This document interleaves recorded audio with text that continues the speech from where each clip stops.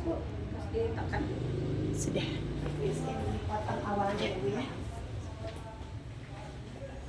Bismillahirrahmanirrahim. Assalamualaikum warahmatullahi wabarakatuh. Waalaikumsalam warahmatullahi wabarakatuh. Perkenalkan, nama saya Niki Silvia Susilawati, CGP Angkatan 10 Kabupaten Bandung dari SDN Pacet 1. Dan ini rekan sejawat saya, Bapak Agus Sofian dari SDN Pacet 1 dan Ibu pengajar praktik.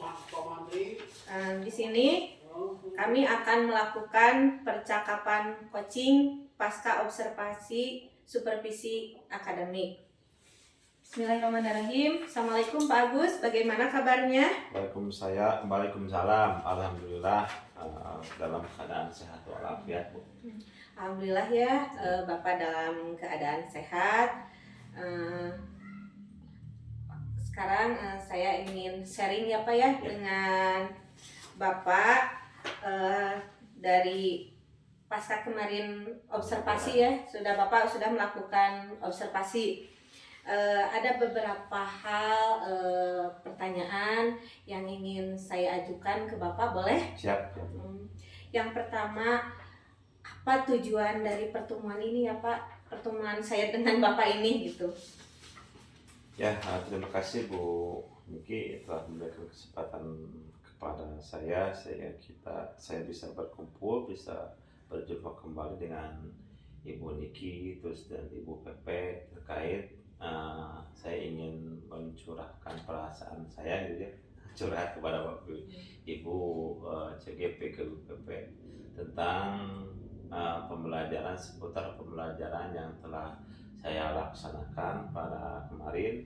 Itu pertama kali ya Bu, saya melaksanakan pembelajaran berdiferensiasi. Kebetulan berdiferensiasinya itu kepada strategi berdiferensiasi konten ya Bu, di mana peserta didik diberikan kesempatan sesuai dengan saya menyiapkan beberapa materi konten di mana siswa untuk bisa memilih cerita yang dia sukai. Kebetulan tujuan pembelajaran yang kemarin saya lakukan itu siswa atau murid bisa menyebutkan tokoh-tokoh dalam cerita, terus mengidentifikasi watak tokoh, terus menceritakan sifat tokoh yang patut dicontoh. Tujuan pembelajaran kemarin ternyata ada sebagian siswa yang tidak tujuan pembelajaran tersebut tidak tercapai. Ternyata setelah saya selidiki dan saya melakukan tes diagnostik ya Bu, ternyata siswa tersebut tidak bisa menyebutkan tokoh-tokoh, mengidentifikasi, terus menceritakan. Adalah dari 24 siswa ada 3 orang. Ternyata siswa tersebut belum lancar untuk bisa membaca. Jadi siswa tersebut tidak paham apa itu isi bacaan. Itu mungkin salah satu kendala yang saya temukan pas pembelajaran kemarin. Dari sekian siswa yang ada 24 orang kelas 4 ya, ternyata ada siswa yang belum bisa membaca dengan lancar. Mungkin itu Bu permasalahan yang saya hadapi setelah saya melaksanakan pembelajaran berdiferensiasi KSE dan budaya positif kemarin. Oh, jadi di kelas Bapak masih ada siswa yang belum lancar, kemudian tadi ada 3 orang ya, 3 orang siswa yang belum lancar membaca ya Pak ya. Jadi si siswa tersebut jadi tidak bisa menceritakan kembali dongeng, kemudian siswa tersebut juga dalam teks narasi juga masih susah tidak paham ya apa isi yang ada dalam cerita tersebut. Oh, berarti tujuan dari pertemuan ini Bapak ingin semua murid, semua siswa di kelas Bapak ingin lancar membaca. Sehingga apa yang menjadi tujuan pembelajaran, baik itu pembelajaran bahasa Indonesia dan pembelajaran yang lain, bisa tercapai sehingga murid-murid saya akhir dari pembelajaran tujuan pembelajaran tersebut bisa tercapai dengan membaca. Ini membaca, kalau tidak bisa membaca bagaimana Bu ya? Bisa mencapai tujuan pembelajaran gitu. Jadi tujuan Bapak saya agar siswa kelas 4 tersebut semuanya bisa membaca tentunya. Kalau menurut Bapak, faktor yang menyebabkan anak tidak lancar membaca itu apa ya Pak ya? Kalau menurut saya faktor-faktornya banyak sekali ya Bu. Di samping eh, apa eh, dari orang tuanya juga biasanya leha-leha gitu Bu. Hare-hare kalau bahasa Sunda mah. Jadi orang tua tersebut udah aja di sekolah gitu belajar mah. Padahal kan di sekolah cuma beberapa jam ya. Dari jam minimal aja 4 sampai 5 jam bisa belajar di sekolah. Terus kan kebanyakan waktu itu di rumahnya masing-masing. Kebetulan orang tua siswa yang ada di SDN Fase 1 ini banyak yang kerja ya Bu di kebun, jadi kurang diperhatikan perkembangan siswa tersebut, sehingga frekuensi belajar di rumah itu berkurang. Justru orang tua tersebut lebih mengandalkan di sekolah, sedangkan di sekolah waktunya itu terbatas. Yang pertama dari orang tua, yang kedua dari anaknya itu sendiri mungkin malas untuk belajar, sehingga teman-teman yang sekelasnya udah lancar, udah kelihatan teman yang lainnya mah rajin belajar ya Bu. Tapi saya perhatikan ketika anak tersebut agak malas untuk bisa belajar. Mungkin itu kendalanya yang saya temukan khusus terhadap anak yang 3 orang tersebut yang belum bisa membaca. Jadi itu faktor-faktor yang menyebabkan anak tidak lancar membaca. Jadi orang tua kayak sepenuhnya memberikan ini ke sekolah ya. Tapi di rumah kurang dibimbing mungkin ya Pak ya. Kemudian tadi kurang motivasi ya anak untuk belajarnya. Kalau menurut Bapak dari skala ya 1 hingga 10 di mana posisi anak ya sekarang yang belum lancar membaca? Kalau dari skala 1 sampai 10, anak yang 3 orang tersebut kira-kira ada di level 4 atau 5. Kelancaran dalam membacanya ada. Seusia kelas 4 kan semuanya harus bisa membaca dengan lancar. Tapi kelihatan saya dicoba dites untuk membaca masih belum begitu lancar, Bu. Hanya cuman membacanya juga belum bisa memahami, menghayati apa itu isi bacaan, tapi cuman kata membaca itu mengeluarkan kata-kata aja gitu, belum memahami. Jadi itu juga saya bisa membaca tapi terus bisa memahami apa itu isi bacaan. Kalau di skalanya itu rentan 5 skala 5. Jadi rentannya ada di skala 5 ya, 5. Lalu Bapak ingin menaikkan hingga ke angka berapa gitu supaya anak tersebut bisa lancar membaca itu Pak? Ya, saya tidak muluk-muluk dulu, berproses aja. Mungkin saya dari 5 lah minimal bisa jadi 7 atau 8 untuk tahap pertamanya. Tapi nanti mungkin kalau nanti naik ke kelas 5 nanti bisa dibimbing lagi oleh guru-gurunya, terus meningkatkan motivasi siswa untuk bisa belajar lebih lanjut lagi.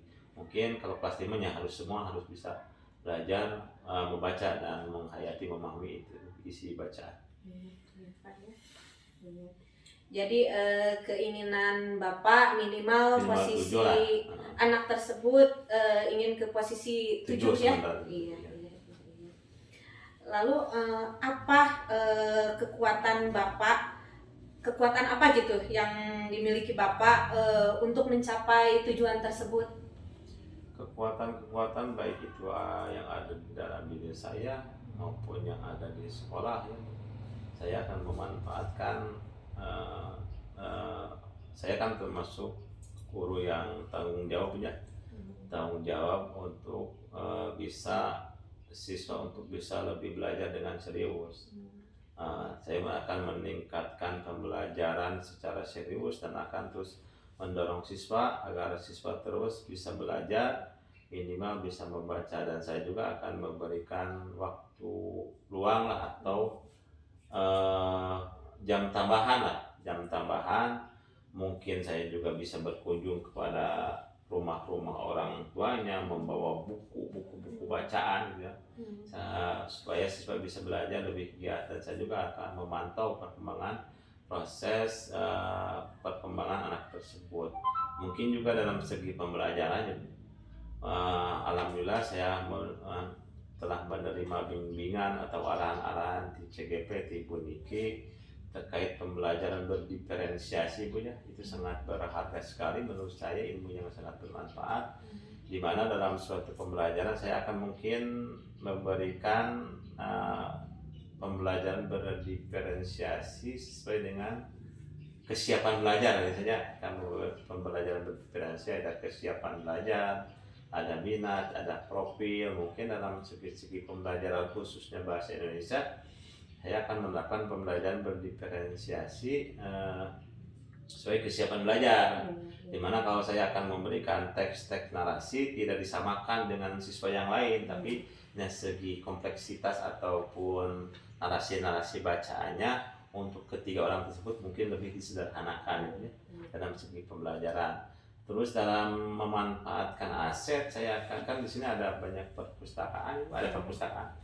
Jadi saya akan berkoordinasi dengan pustakawan untuk bisa meminjamkan buku ke anak-anak tersebut untuk bisa dibaca dengan bimbingan saya juga. Terus mungkin saya juga meminta bantuan ke guru-guru yang lain yang tidak mempunyai jam mengajar untuk bisa membantu saya dalam proses belajar mengajar, sehingga anak tersebut bisa lancar untuk membaca. Mungkin itu kekuatan Pak, Bu. Kekuatan dari saya.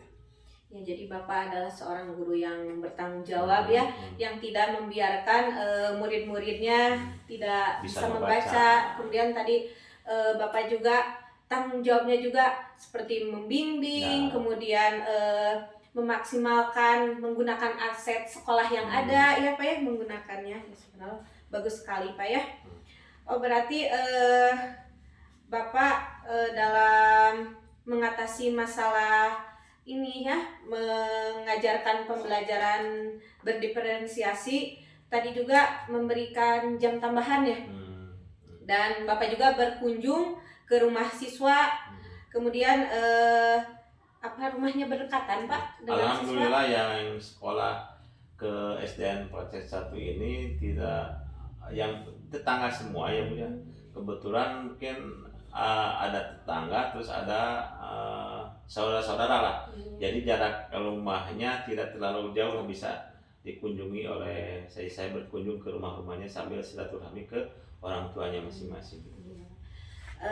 Kapan Bapak akan melakukannya atau akan eksekusi gitu rencana Bapak tersebut? Mudah-mudahan dalam waktu dekat ini 1-2 hari ke depan saya akan mulai melaksanakan apa yang saya tadi rencanakan. Kalau menurut Bapak, apa ukuran keberhasilan rencana yang akan dilakukan Bapak? Ukuran keberhasilannya Bu, apa yang telah saya usahakan, apa yang telah saya perbuat, atau strategi yang telah saya dibuat untuk agar anak tersebut bisa membaca, bisa berjalan dengan baik. Ukurannya yaitu saya dimudahkan, dilancarkan, sehingga anak-anak tersebut bisa belajar dengan baik, dan akhirnya anak-anak tersebut bisa lancar membaca. Ukurannya itu anak yang tadinya dari skala 5 naik ke skala 7, dan akhirnya bisa murid-murid saya sendiri bisa semuanya bisa membaca. Mudah-mudahan apa yang direncanakan membawa hasil ya Pak ya, yang ingin dicapai Pak Agus ya. Amin. Kemudian apa yang menjadi komitmen Bapak terhadap rencana aksi yang akan dilaksanakan? Komitmen yaitu saya melaksanakan segala tahapan-tahapan yang telah saya rencanakan. Komitmen, tanggung jawab dilaksanakan dengan sepenuh hati, terus dengan serius bisa, sehingga apa yang saya cita-citakan, apa yang saya rencanakan bisa berjalan dengan baik. Mungkin saya juga komitmennya akan berkoordinasi dengan kepala sekolah terhadap perkembangan anak itu sendiri dan orang tuanya.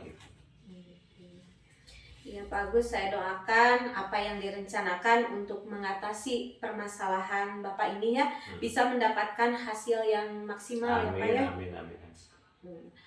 Iya Pak, kalau dapat disimpulkan ya dari pertemuan saya dengan Bapak, kan supaya pertemuan ini tuh tidak hanya ngobrol, tapi dari pertemuan ini teh ada apa sih gitu Pak yang dapat disimpulkan? Alhamdulillah dalam pada pertemuan ini tadinya saya bingung bagaimana cara menyelesaikan masalah-masalah yang ada di kelas saya, terutama yang anak yang kelas 4 yang belum bisa membaca.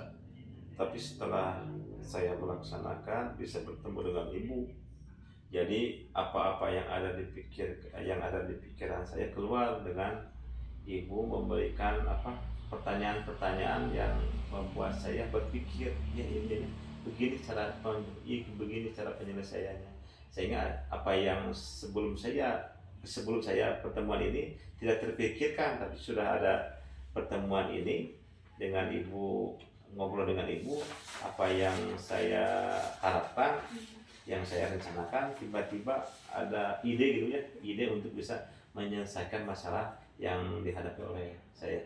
Itu jadi cerahan lah. Alhamdulillah kalau begitu ya Pak Agus ya. Jadi pertemuan kali ini mendapatkan manfaat ya buat Pak Agus, kemudian buat saya juga ya, buat saya sendiri. Karena waktu ini Pak ya, mungkin percakapan ini dicukupkan ya. Mudah-mudahan kita bisa dipertemukan kembali. Kemudian ditunggu informasi aksi Bapak pelaksanaannya Pak ya ke depannya. Terima kasih Pak ya. Terima kasih juga buat Tunun atas bantuannya. Assalamualaikum warahmatullahi wabarakatuh. Alhamdulillah percakapan coaching pasca observasi supervisi akademik setelah selesai dilaksanakan. Wassalamualaikum warahmatullahi wabarakatuh. Waalaikumsalam warahmatullahi wabarakatuh.